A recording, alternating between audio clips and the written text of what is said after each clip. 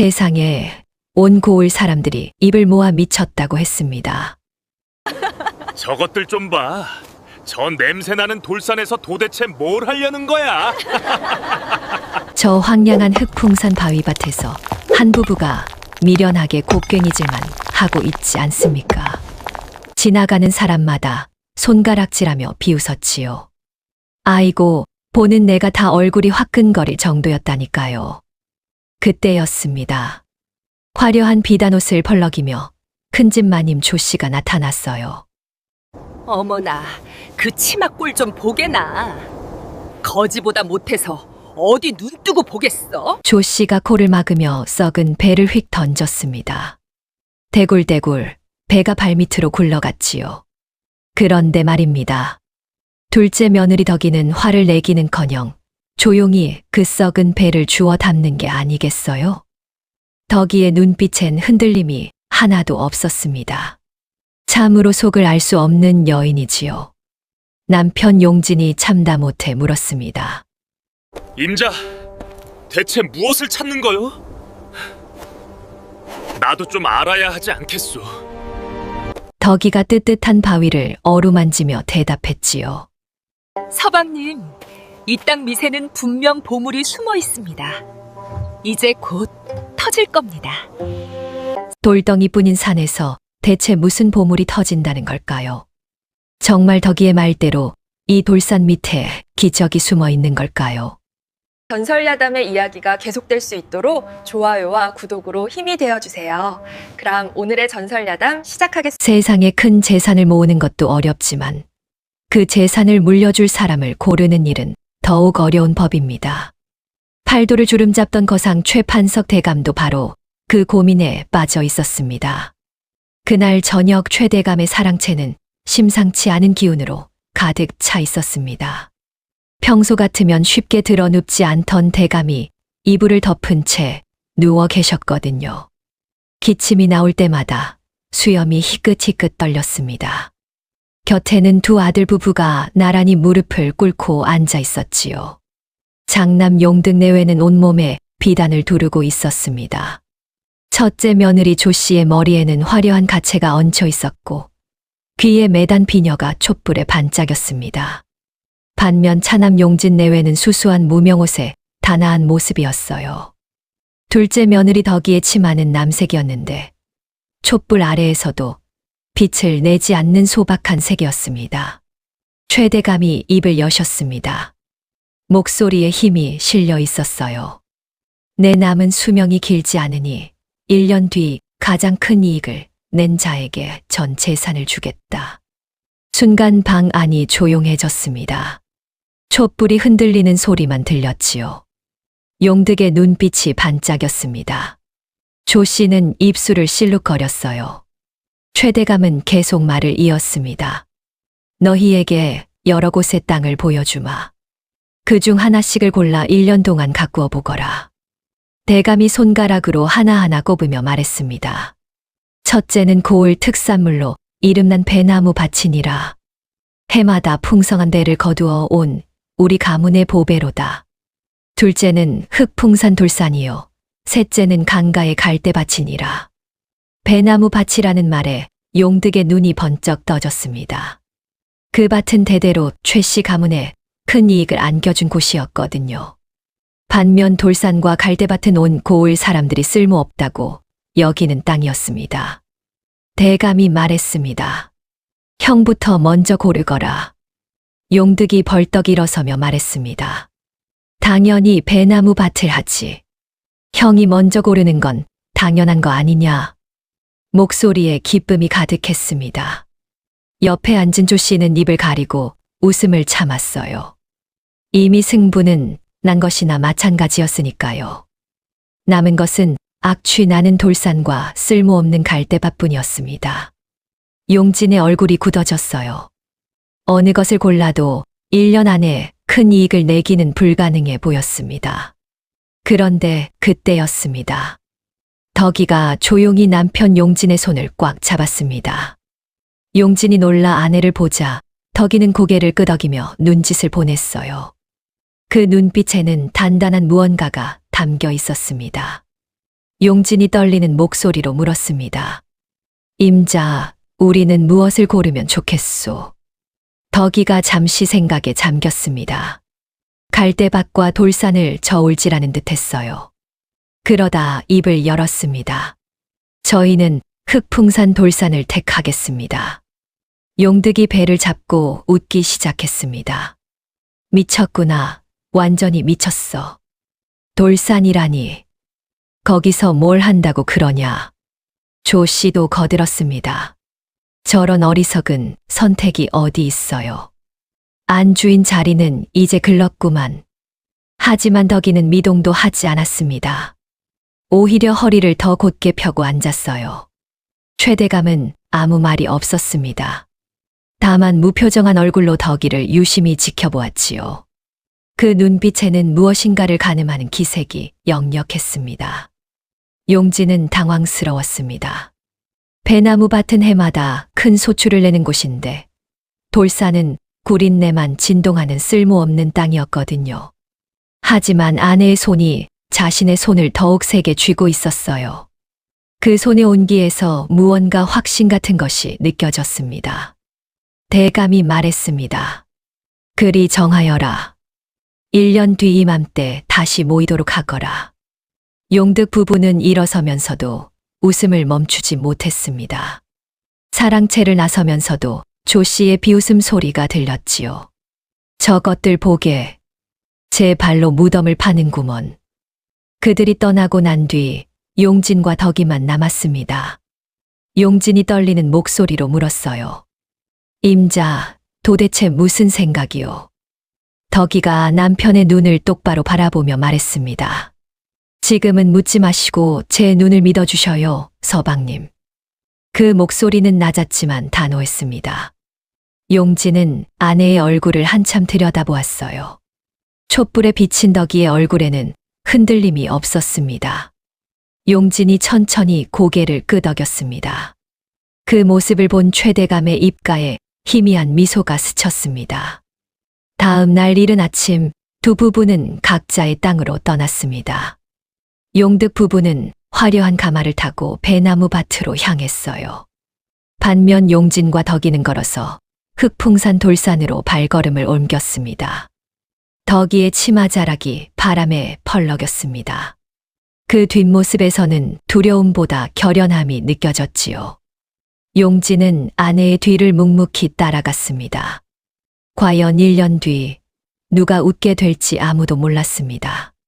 흑풍산 돌산에 도착한 부부의 눈앞에는 황량한 바위밭만 펼쳐져 있었습니다. 발 디딜 곳조차 없어 보였어요. 돌틈에서는 지독한 냄새가 코를 찔렀지요. 용진이 코를 막고 인상을 찌푸리는데 아이고, 그 냄새가 얼마나 지독했으면 그랬겠어요. 이게 무슨 냄새요, 임자. 숨을 쉴 수가 없구려. 유황 냄새였습니다. 계란 썩은 냄새보다 더 심했지요. 하지만 덕이는 냄새에 개의치 않고 바위 틈 사이를 살피기 시작했어요. 손을 넣어 돌을 만져보더니 눈을 반짝였습니다. 바위가 따뜻했던 겁니다. 그러고는 땅바닥에 무릎을 꿇고 흙의 색깔을 살폈어요. 누런 빛이 도는 흙이었지요. 용진이 걱정스럽게 물었습니다. 임자, 대체 무엇을 찾는 거요? 나도 좀 알아야 하지 않겠소. 덕이가 고개를 들어 남편을 바라보았어요. 그 눈빛은 부드러웠지만 단호했습니다.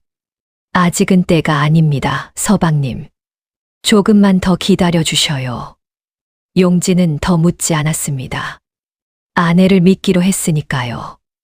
이튿날부터 부부는 본격적으로 돌을 옮기기 시작했어요. 가파른 언덕을 오르내리며 쓸모없어 보이는 돌들을 골라내는 일이었습니다. 무거운 돌을 곡괭이로 깨고 짊어지고 한쪽으로 모으는 작업이지요. 용진의 손바닥에는 물집이 잡혔습니다. 덕이의 어깨는 돌 무게에 눌려 붉게 부어올랐어요. 하지만 멈추지 않았지요. 사흘째 되던 날, 마을 사람들이 지나가다 그 모습을 보았습니다. 저것들 좀 보게. 돈독이 올라 돌산에 절을 하는구먼. 배나무 밭도 아니고 돌산이라니. 미친 게 분명해. 사람들의 비웃음 소리가 산 아래까지 울려 퍼졌어요. 용진의 얼굴이 붉어졌습니다. 주먹에 힘이 들어갔지요. 참다 못한 용진이 곡괭이를 내던지려는 순간이었어요. 덕이가 살짝 남편의 팔을 잡았습니다. 그러고는 품에서 수건을 꺼내 용진의 얼굴을 닦아주었어요. 서방님, 남들이 뭐라 하든 우리 할 일만 하면 됩니다. 곧 다 알게 될 거예요. 덕이의 목소리는 평온했지요. 그 차분함이 용진의 화를 가라앉혔습니다. 닷새째 되던 날, 조 씨가 보낸 백정네 하인이 찾아왔어요. 큰집 마님께서 궁금해하신다며 산을 올라온 거였습니다. 하인은 돌 사이를 헤매는 부부를 보고 킥킥거리며 웃었지요. 허허, 이게 무슨 꼴입니까? 거지보다 못하시네요. 덕이의 치마는 흙먼지로 새까매져 있었어요. 용진의 상투는 풀어져 있었습니다. 손은 피투성이었지요. 보는 우리 마음이 다 아린데 말입니다. 하인이 돌아가며 중얼거렸어요. 큰마님께 여쭈어야겠구먼. 이 꼴을 보시면 얼마나 기뻐하실까. 하인의 뒷모습이 사라지자 용진이 주저앉았습니다. 임자, 내가 무슨 짓을 하고 있는 건지 모르겠소. 형님네는 풍성한 배밭에서 편히 지낼 텐데 우리는 여기서 돌이나 옮기고 있으니 아무리 전 재산이 탐나도 저 고생을 어찌할까 싶지요. 덕이가 남편 곁에 앉았어요. 거친 손으로 용진의 손을 감싸 쥐었습니다. 서방님, 저를 믿어주셔요. 이 땅 밑에는 분명 보물이 있습니다. 보물이요. 돌밖에 없는데 무슨. 덕이가 미소 지었지요. 보이는 게 전부가 아니에요. 이 냄새, 이 따뜻함, 이 땅의 색깔, 모든 게 말해주고 있습니다. 곧 터질 거예요. 용진은 아내의 눈을 바라보았어요. 그 눈에는 흔들림이 없었습니다. 거짓말을 하는 눈이 아니었지요. 임자가 그렇다면 그런 것이겠지. 용진이 다시 일어섰어요.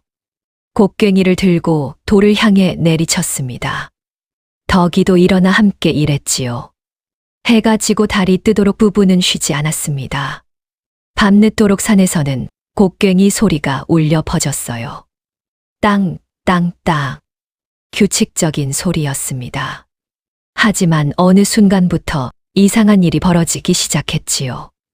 곡괭이를 내리칠 때마다 땅 속에서 메아리가 들려왔어요.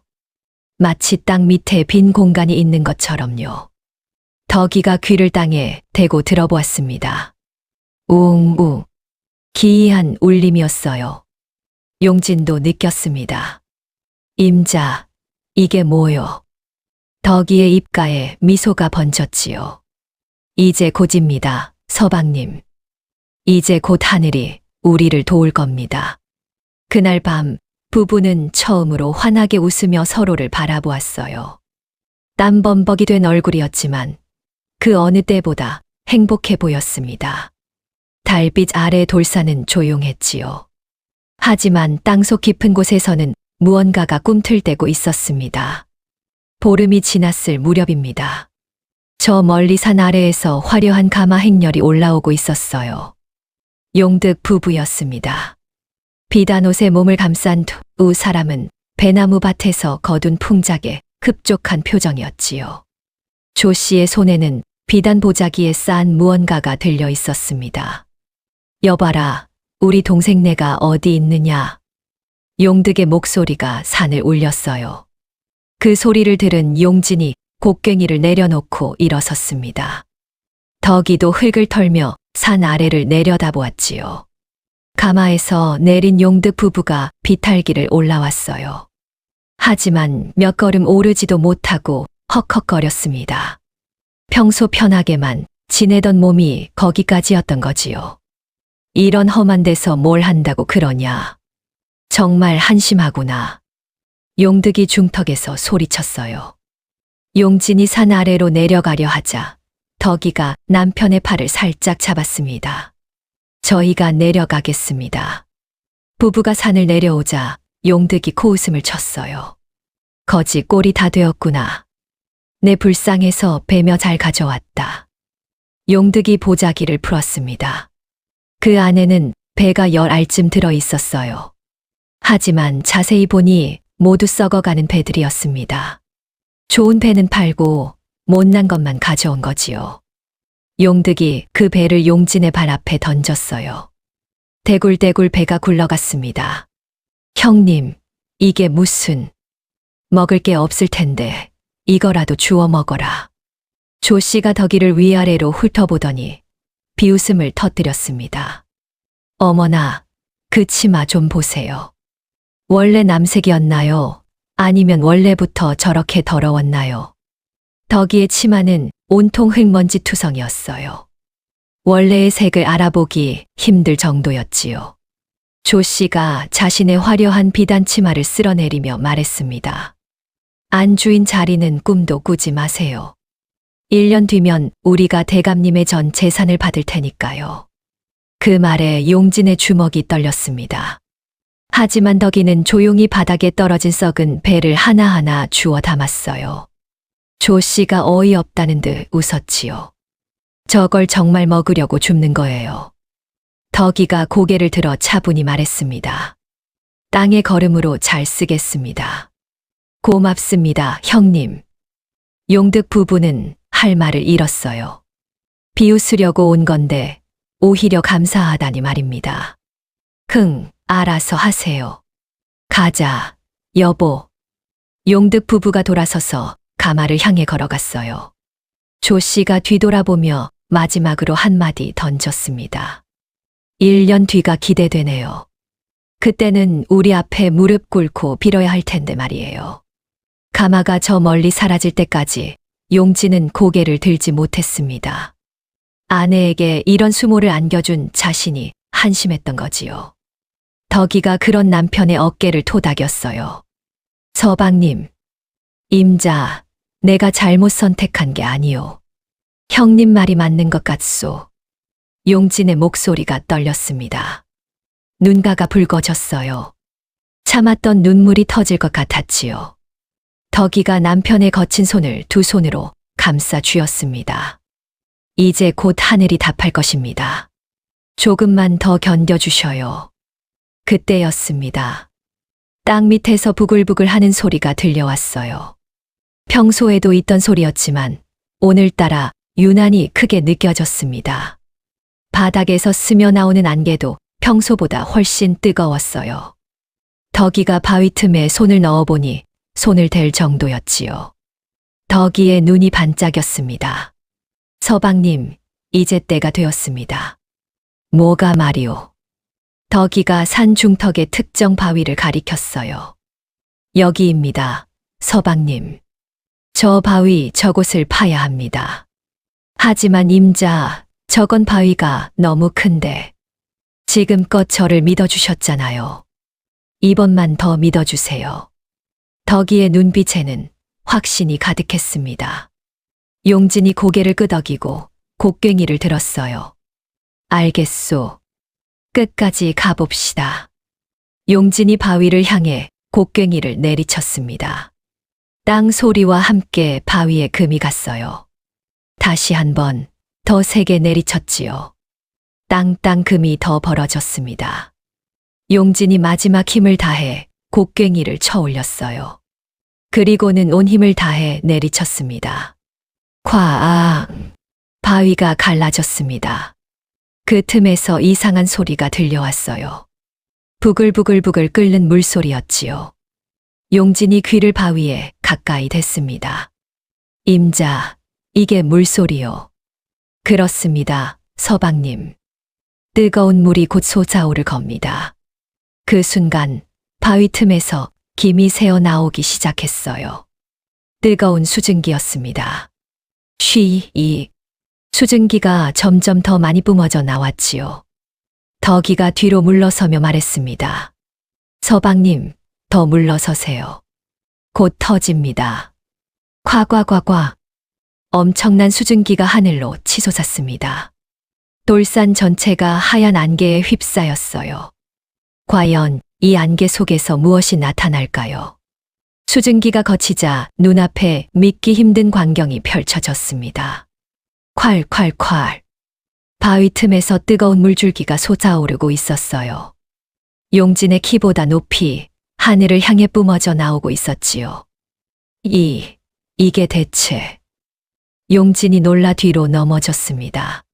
손으로 땅을 짚는데, 아이고, 그 손이 얼마나 뜨거웠겠어요. 하지만 덕이는 달랐습니다. 환희에 찬 얼굴로 물줄기에 다가갔어요. 그러고는 조심스럽게 손을 담갔지요. 서방님, 드디어 보물이 터졌습니다. 이것이 바로 온천입니다. 덕이의 목소리에는 기쁨이 넘쳐 흘렀어요. 용진이 일어나 물가로 다가왔습니다. 온천이요. 이게 무엇인데 이리 기뻐하오. 덕이가 남편의 손을 잡아 물가로 이끌었어요. 앉으세요, 서방님. 제가 이제야 말씀드릴 수 있겠네요. 두 사람이 따뜻한 물가에 앉자 덕이가 입을 열었습니다. 서방님, 저는 어릴 적부터 할아버지께 옛 서적을 배웠습니다. 그 중에 온천에 대한 기록이 있었어요. 덕이의 눈빛이 반짝이는데 그 눈 속에 온갖 지혜가 다 담긴 것 같지 않겠어요. 유황 냄새가 나고 땅이 따뜻하며 흙빛이 누런 곳엔 뜨거운 약수가 숨어 있다. 옛 서적에 글이 적혀 있었답니다. 이 물은 만병통치약이에요. 만병통치약이라니. 처음 이 산에 왔을 때부터 알았습니다. 하지만 미리 말씀드리면 형님네가 빼앗으려 들었을 겁니다. 어머나, 저 며느리 속 깊은 것 좀 보세요. 미리 말하면 형님네가 뺏을까봐 입을 꾹 다물고 있었다니 참으로 영특하지 않습니까? 터지기 전까진 누구도 몰라야 했어요. 그제야 용진은 깨달았습니다. 아내가 왜 그토록 침묵을 지켰는지, 왜 돌산을 고집했는지 말이에요. 덕이가 물을 떠서 남편의 상처난 손을 씻겨 주었습니다. 보름 동안 곡괭이질을 해서 생긴 상처였지요. 아, 따뜻하구려. 신기한 일이 벌어졌어요. 피가 나던 상처가 물에 씻기자마자 아물기 시작했습니다. 부어올랐던 손등도 가라앉았지요. 용진이 눈을 크게 떴습니다. 이게 어찌 된 일이오? 그러니까 보물이라고 했잖아요, 서방님. 덕이가 환하게 웃었어요. 보름 만에 처음 보는 진짜 웃음이었습니다. 그때였어요. 저 멀리 산길에서 누군가 지팡이를 짚고 올라오고 있었지요. 허리가 굽은 노인이었습니다. 이게 무슨 연기요? 불이라도 났소. 노인이 헉헉거리며 산을 올랐어요. 가까이 오니 얼굴 반쪽에 종기가 가득했습니다. 여긴 불이 난 게 아니라 온천이 터진 겁니다. 덕이가 반갑게 노인을 맞았지요. 온천이요. 예, 이 물에 몸을 담그시면 병이 나을 겁니다. 노인은 반신반의했지만 덕이의 진지한 눈빛에 물가로 다가갔습니다. 조심스럽게 손을 담갔어요. 오, 따뜻하구먼. 노인이 얼굴을 물에 씻었지요. 한 번, 두 번, 세 번. 그러더니 소리쳤습니다. 아이고, 가렵던 게 멎었소. 이 물이 정말 신통하구먼. 노인이 무릎을 꿇고 절을 했어요. 은인이십니다. 이 물을 찾아주셔서 고맙습니다. 그 모습을 보며 덕이와 용진은 서로를 껴안았습니다. 온 몸이 흙투성이었지만 그 어느 때보다 행복했어요. 임자, 당신은 정말 대단한 사람이요. 아닙니다, 서방님. 저를 믿어주신 서방님이 대단하신 거예요. 부부가 손을 꼭 잡고 온천을 바라보는데 햇빛이 수증기를 뚫고 들어왔습니다. 그 사이로 무지개가 떴지요. 얼마나 아름다운 광경이었겠어요. 그런데 말입니다. 저 멀리 언덕 위에서 이 광경을 지켜보는 사람이 있었어요. 최대감이 보낸 집사였습니다. 대감께서 두 며느리의 형편을 살피라고 보낸 거였지요. 집사는 입을 다물지 못했어요. 돌산에서 온천이 터졌다니 믿을 수가 없었습니다. 이걸 대감님께 당장 알려야겠구먼. 집사가 황급히 산을 내려갔지요. 그날 저녁 최대감의 저택에서는 큰 웃음소리가 터져 나왔습니다. 허허허, 역시 내 며느리로다. 돌산에서 온천을 찾아내다니. 최대감은 흡족한 얼굴로 고개를 끄덕였어요. 한편 흑풍산 온천 소식은 바람처럼 퍼져나갔지요. 돌산에서 신통한 약수가 터졌다더라. 종기도 났고 중풍도 낫는다더라. 최 씨 둘째 며느리가 찾아낸 거래. 마을 사람들의 입에서 입으로 소문이 퍼졌습니다. 저녁 무렵이 되자 온 고을이 그 이야기로 떠들썩했어요. 그 소문은 멀리 이웃 고을까지, 그리고 또 그 너머까지 퍼져나갔지요. 과연 이 온천이 부부에게 어떤 운명을 가져다 줄까요? 온천 소문이 퍼진 지 사흘이 지났을 무렵입니다.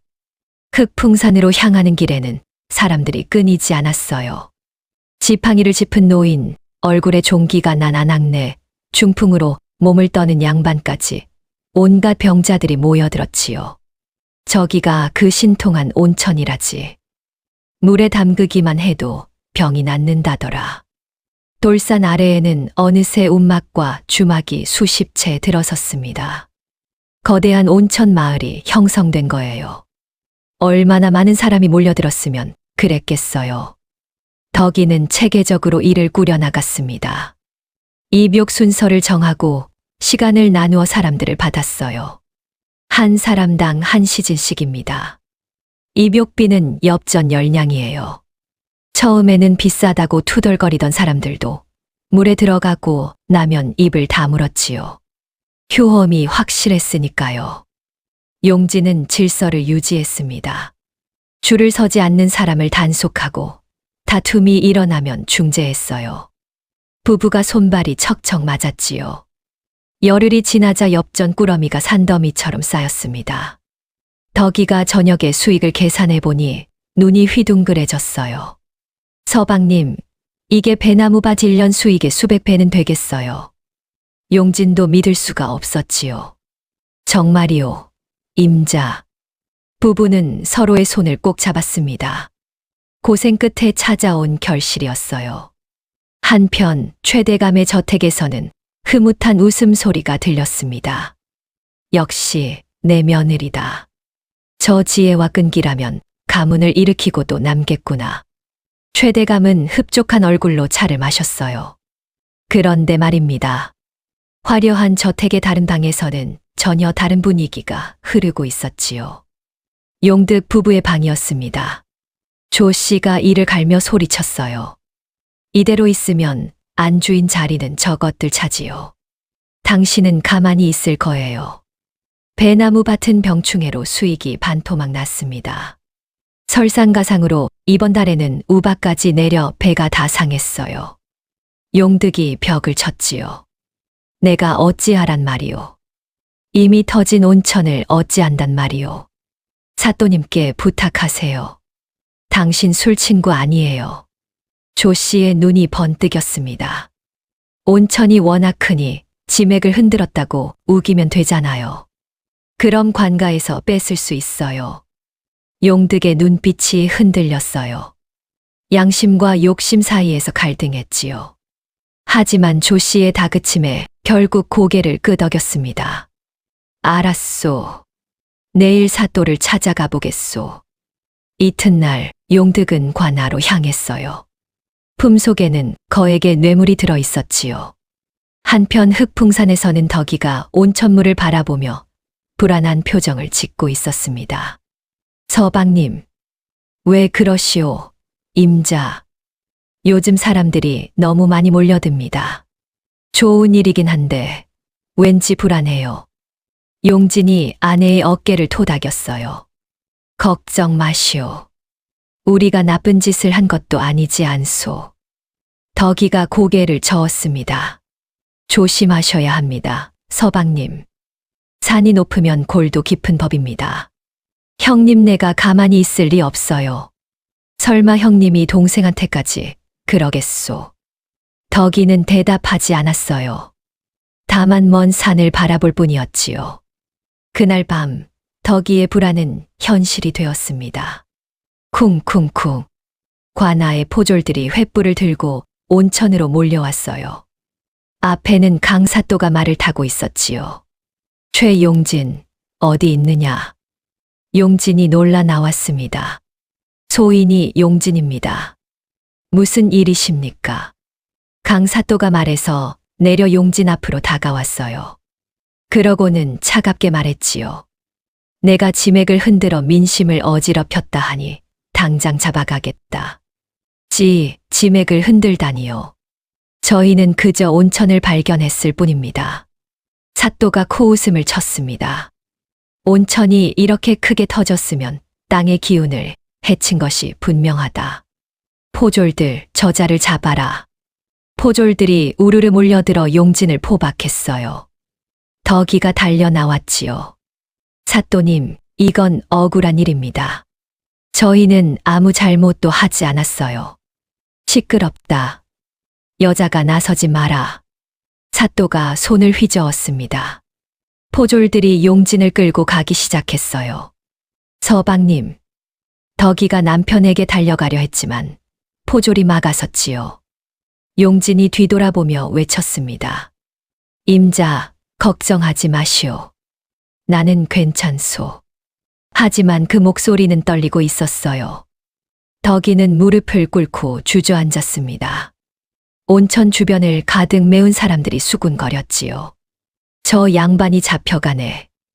온천은 이제 어찌 되는 거요? 덕이는 고개를 들어 하늘을 바라보았어요. 별이 총총히 박혀 있었습니다. 서방님, 제가 꼭 구해드리겠습니다. 덕이의 눈빛에는 단단한 결심이 서려 있었지요. 과연 덕이는 남편을 구할 수 있을까요? 용진이 끌려간 관아의 옥사는 어둡고 차가웠습니다. 창살 사이로 달빛만 희미하게 들어왔어요. 용진은 벽에 등을 기대고 앉아 있었지요. 임자, 걱정이 태산 같겠구려. 용진이 창살을 붙잡았습니다. 차가운 쇠가 손바닥을 시렸어요. 한편 최대감의 저택에서는 난리가 났습니다.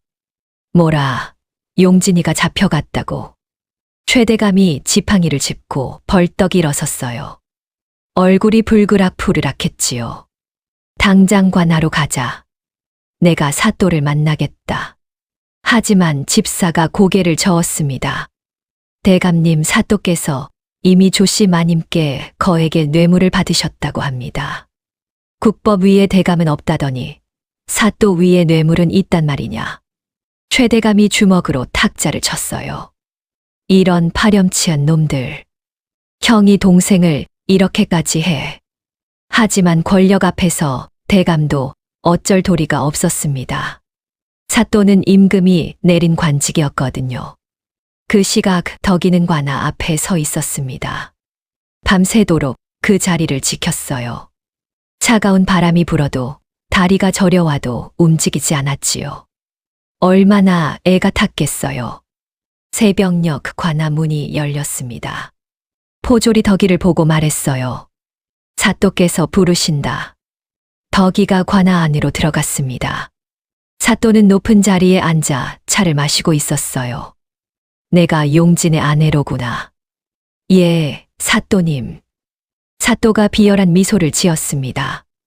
남편이 보고 싶겠지. 내가 한 가지 제안을 하지. 덕이는 아무 말 없이 사또를 바라보았어요. 사또가 서류를 꺼내 탁자 위에 놓았지요. 이 서류에 도장만 찍으면 된다. 온천 권리를 형님네게 넘기겠다는 서류지. 그러면요. 그러면 내 서방은 오늘 밤 나간다.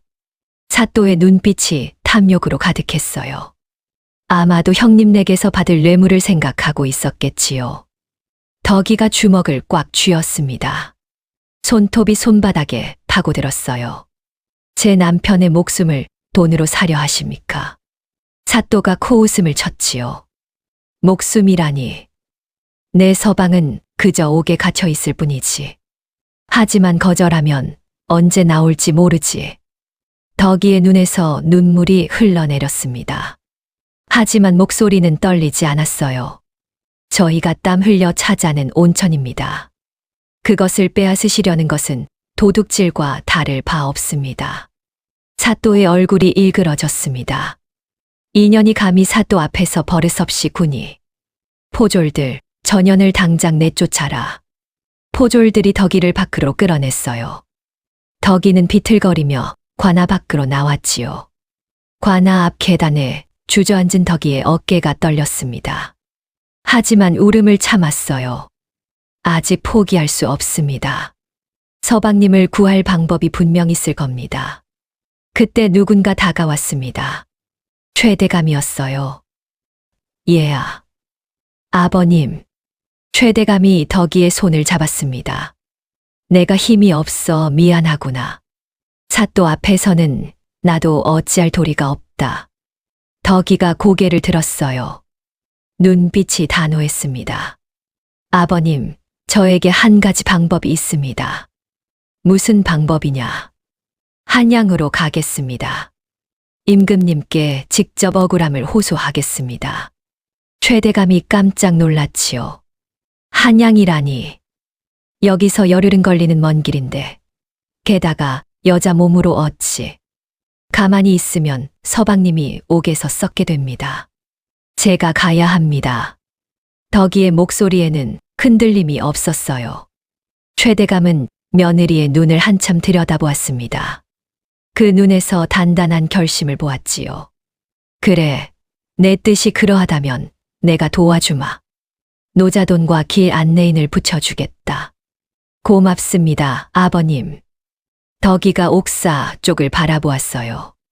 저 너머 어딘가에 남편이 있었습니다. 서방님, 조금만 기다려주세요. 제가 꼭 구해드리겠습니다. 다음 날 이른 새벽, 덕이는 길을 떠났습니다. 남색 치마 저고리에 작은 보따리 하나만 들고서요. 뒤도 돌아보지 않았습니다. 한양으로 가는 길은 험했어요. 산을 넘고 강을 건너야 했지요. 첫날은 가파른 고갯길을 올랐습니다. 치마 자락이 돌부리에 걸려 찢어졌어요. 이튿날은 비가 쏟아졌지요. 온몸이 흠뻑 젖었지만 덕이는 멈추지 않았습니다. 사흘째 되는 날, 발에 물집이 잡혔어요. 걸을 때마다 욱신거렸지요. 하지만 덕이의 발걸음은 굳건했습니다. 남편을 구해야 한다는 일념뿐이었어요. 조금만 더 가면 됩니다. 나흔 날 저녁, 드디어 저 멀리 한양 도성이 보였습니다.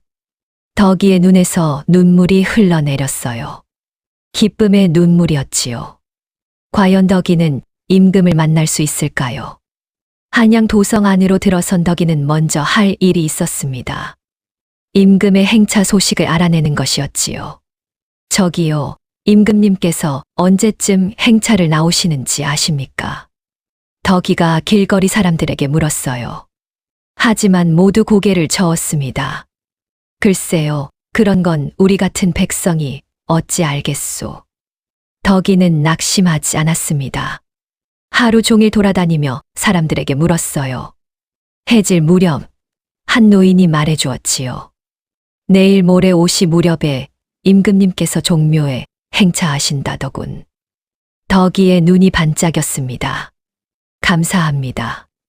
이틀 뒤 덕이는 임금이 지나갈 길목에 서 있었어요. 손에는 징이 들려 있었지요. 사람들이 길 양쪽에 줄지어 섰습니다.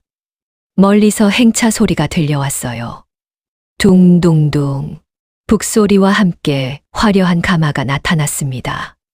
앞뒤로 호위 무사들이 에워싸고 있었어요. 덕이의 심장이 쿵쿵 뛰었습니다. 손에 땀이 났지요. 지금입니다. 덕이가 길 한가운데로 뛰어나갔습니다. 그리고 징을 높이 들어 올렸어요. 징징징. 큰 소리로 징을 쳤습니다. 사람들이 깜짝 놀라 뒤로 물러섰어요. 저 여인이 격쟁을 하는구나. 임금님께 억울함을 호소하는 거야. 호위 무사들이 달려들었습니다. 무엇을 하는 것이냐? 당장 물러서거라. 하지만 덕이는 물러서지 않았어요. 징을 계속 쳤지요. 징징. 가마 안에서 목소리가 들렸습니다. 멈춰라. 무슨 일이냐? 가마가 멈췄어요.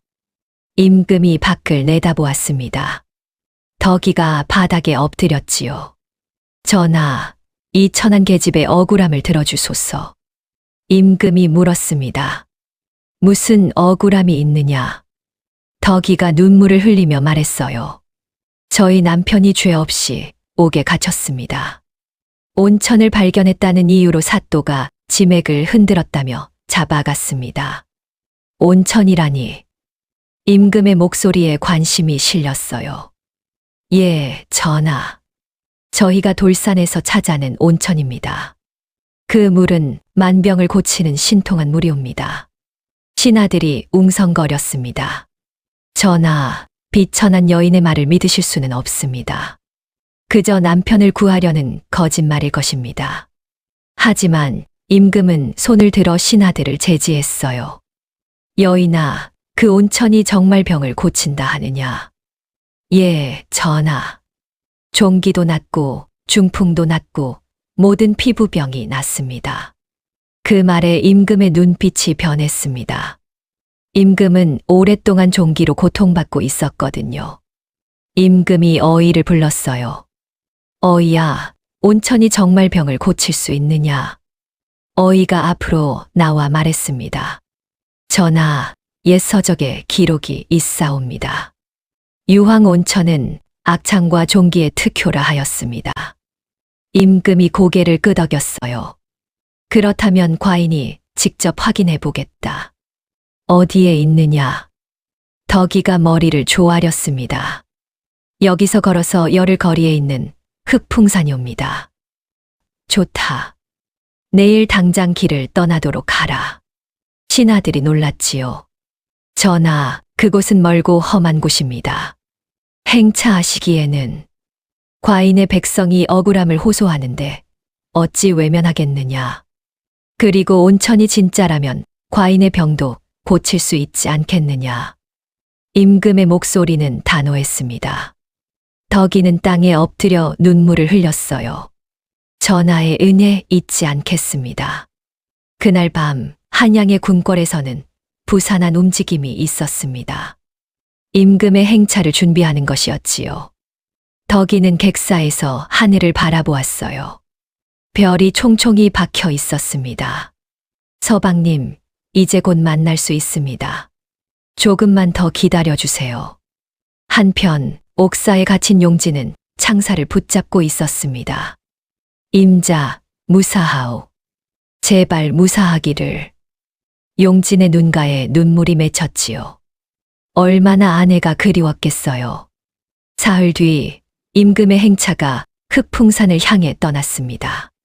덕이가 앞장서서 길을 안내했어요. 치마는 찢어지고 얼굴은 먼지투성이었지만 그 눈빛만은 빛나고 있었습니다. 행렬이 고을에 도착하자 사람들이 모여들었습니다. 임금님이 오신다네. 저 여인이 누구냐? 임금님을 모시고 오다니. 강사또는 임금의 행차 소식에 얼굴이 하얗게 질렸어요. 이럴 수가. 어찌 임금님께서 여기까지. 조씨와 용득도 당황했습니다. 저 전현이 정말 임금님을 모셔왔어. 두 사람은 부들부들 떨었지요. 이제 자신들의 음모가 들통날 판이었으니까요. 덕이는 행렬을 이끌고 흑풍산으로 향했습니다. 온천이 있는 곳으로요. 과연 임금은 온천을 보고 무엇이라 할까요? 임금의 행렬이 흑풍산에 도착했습니다. 수증기가 하늘로 피어오르는 온천이 눈앞에 펼쳐졌어요. 임금이 가마에서 내렸지요. 오, 정말 온천이로구나. 신하들도 놀란 표정이었습니다. 바위 틈에서 뜨거운 물이 콸콸 솟아나고 있었거든요. 임금이 덕이를 돌아보았어요. 과인이 직접 이 물의 효험을 시험해 보겠다. 어이가 먼저 물을 살폈습니다. 손을 담가보고 냄새를 맡아보았지요. 전하, 유황 냄새가 나옵니다. 옛 서적의 기록과 일치하옵니다. 임금이 고개를 끄덕이고 온천으로 들어갔어요. 뜨거운 물이 몸을 감쌌습니다. 한 시즌이 지났을 무렵이었어요. 임금의 얼굴에 놀라움이 번졌습니다. 오랫동안 괴롭히던 종기의 통증이 사라지고 있었거든요. 어이야, 이 물을 보아라. 피부가 한결 나아졌다. 어이가 임금의 피부를 살폈어요. 전하, 종기가 잦아들고 있사옵니다. 참으로 신묘한 물이옵니다. 임금이 온천에서 나와 환한 얼굴로 말했습니다. 참으로 신묘한 물이로다. 덕이, 자네의 지혜가 과인을 살렸구나. 덕이가 땅에 엎드렸어요. 황송하옵니다. 전하. 그때였습니다. 저 멀리서 누군가 황급히 달려오는 소리가 들렸지요. 강사또였습니다. 조씨와 용득 부부도 함께였어요. 임금이 온천에 왔다는 소식을 듣고 달려온 것이었습니다. 하지만 임금의 모습을 보자 셋 다 얼어붙었어요. 전하. 이곳에 어찌. 사또의 목소리가 떨렸습니다. 임금이 차갑게 말했어요. 내가 강사또로구나. 과인이 직접 이 온천의 효험을 확인하였다. 그런데 내가 이 온천을 발견한 백성을 옥에 가두었다 하니 그 연유가 무엇이냐? 사또가 바닥에 엎드렸지요. 전하, 그것은 지맥을 흔들었기에. 지맥을 흔들었다니. 하늘이 내린 약수를 찾아낸 것이 죄란 말이냐. 임금의 목소리가 엄숙했습니다. 내가 뇌물을 받고 무고한 백성을 옥에 가두었다는 것을 과인은 다 알고 있다. 사또의 얼굴이 새하얗게 질렸어요. 임금이 호위 무사들에게 명했습니다. 저자의 관직을 즉각 파면하고 옥에 가두어라. 전하, 용서하여 주십시오. 사또가 애원했지만 소용없었어요. 무사들이 사또를 끌고 갔습니다. 임금이 용득 부부를 바라보았지요. 너희가 형제로구나. 동생을 음해하고 온천을 빼앗으려 했으니 그 죄가 크도다. 조씨가 무릎을 꿇고 울며 빌었습니다. 전하, 살려주십시오. 제발 살려주십시오. 하지만 임금의 결정은 단호했어요. 너희의 전 재산을 몰수하고 이후 최씨 가문에 발을 들이지 못하게 하라.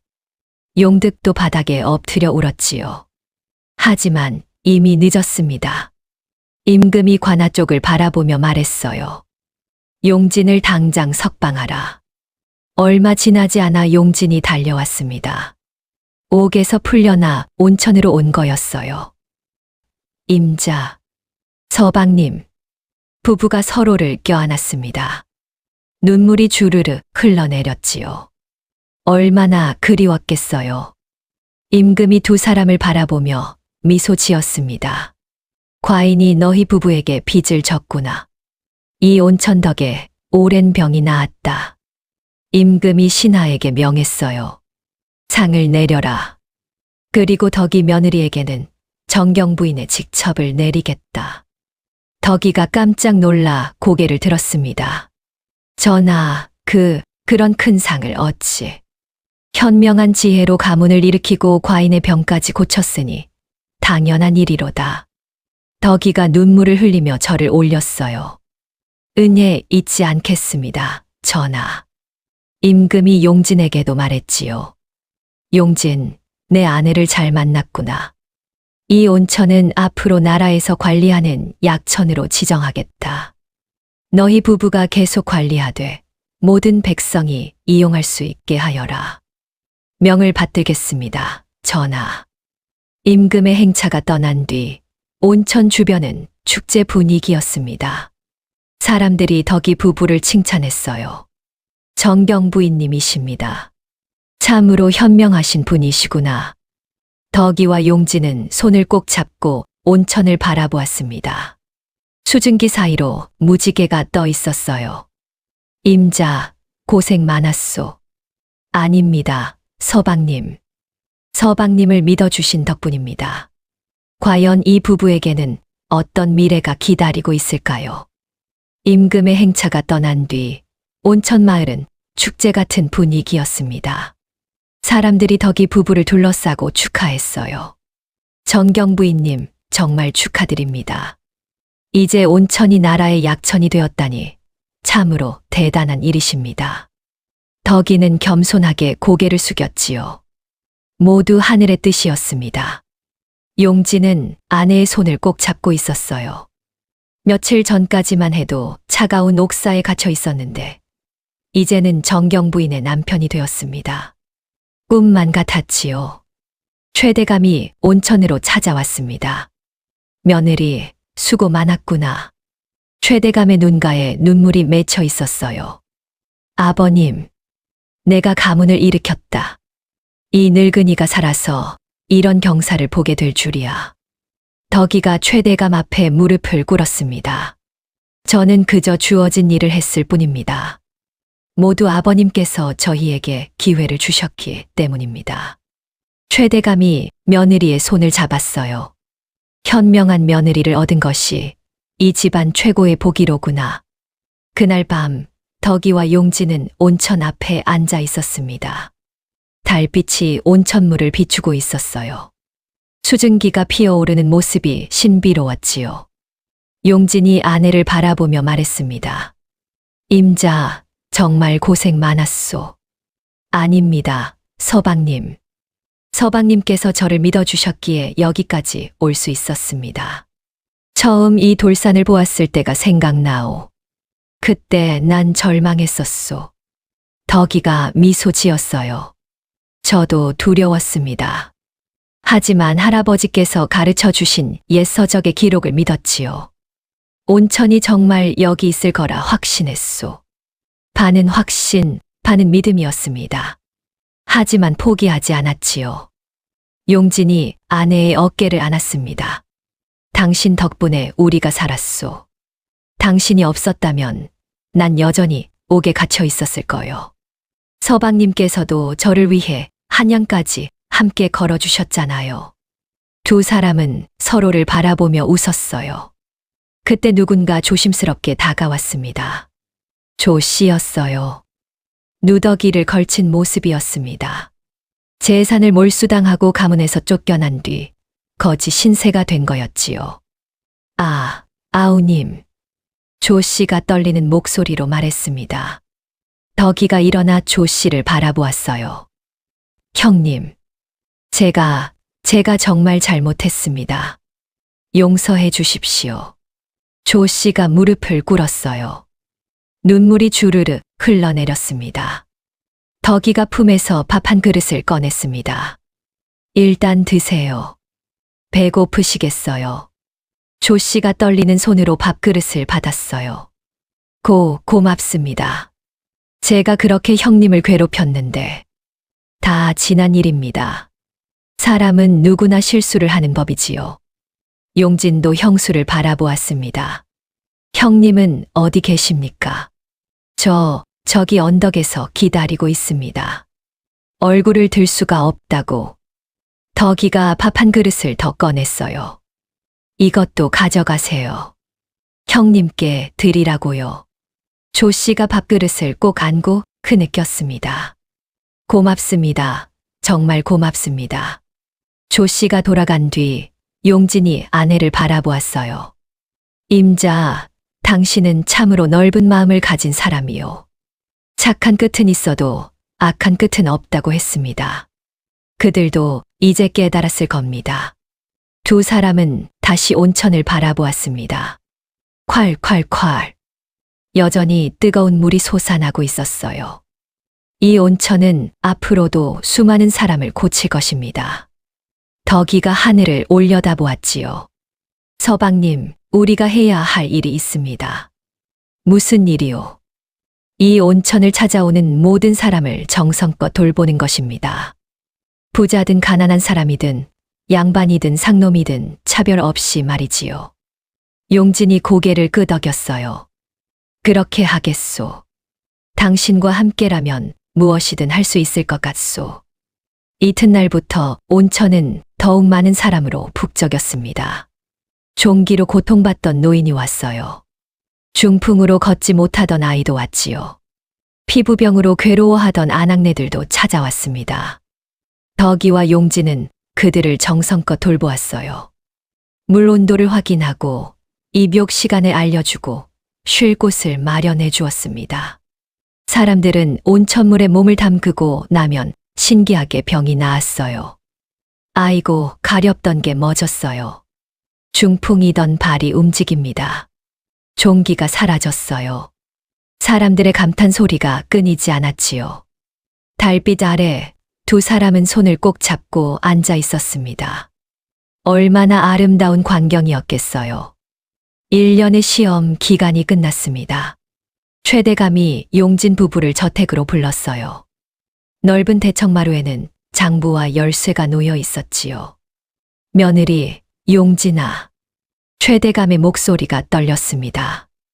예, 아버님. 돈보다 귀한 것은 땅의 진가를 알아보는 지혜와 사람의 믿음이라는 것을 너희가 증명했구나. 최대감이 장부와 열쇠를 덕이 앞으로 밀었어요. 이제부터 이 집안의 모든 재산은 너희 부부의 것이로다. 덕이가 눈물을 흘리며 고개를 숙였습니다. 황송하옵니다, 아버님. 저희가 가문을 빛내겠습니다. 최대감이 두 사람의 손을 잡았지요. 내 며느리를 잘 얻었구나. 이 늙은이가 눈 감아도 이제 아무 걱정이 없다. 그날 저녁 덕이는 온천 마을을 거닐었습니다. 해가 저물어 가고 있었어요. 석양빛이 흑풍산을 붉게 물들이고 있었지요.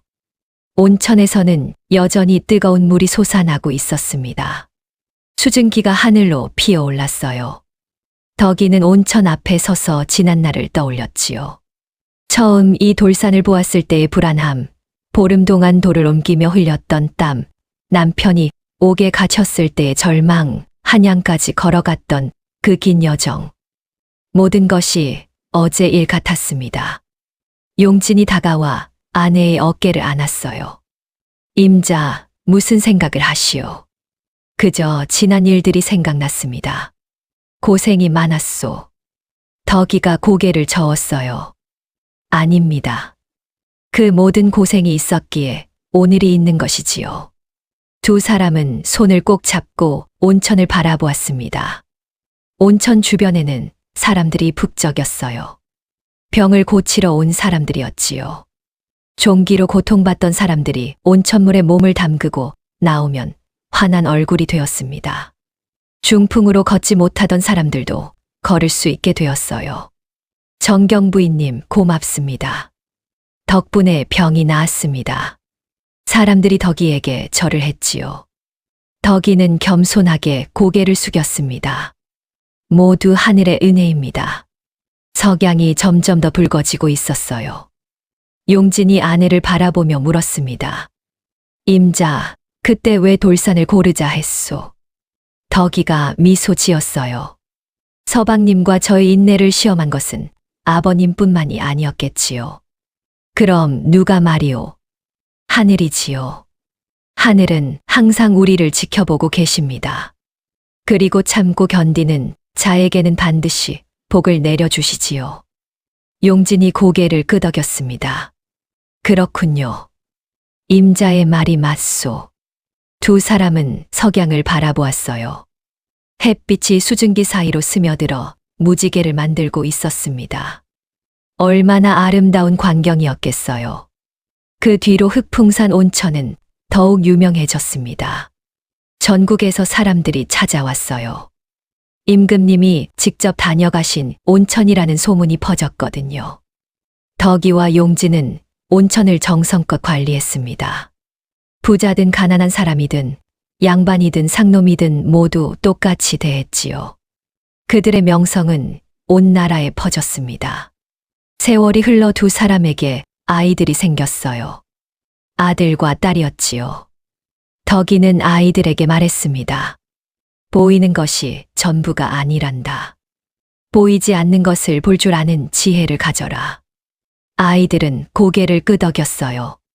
최대감은 손자들을 보며 흡족해했습니다. 역시 내 며느리로다. 아이들 교육도 훌륭하구나. 어느 날 늙은 최대감이 덕이를 불렀어요. 며느리, 마지막으로 한 가지만 묻겠다. 말씀하세요, 아버님.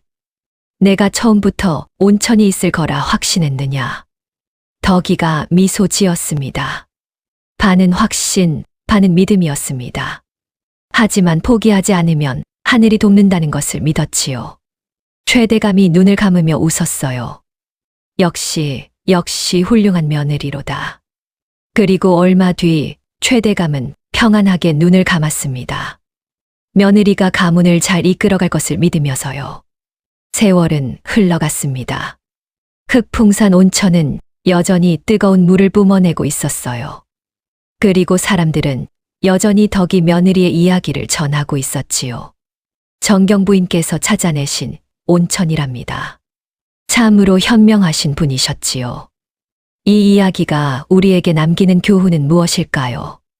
보이는 것이 전부가 아니라는 것, 참된 지혜는 인내와 함께 온다는 것, 그리고 착한 사람에게는 반드시 좋은 결말이 찾아온다는 것입니다.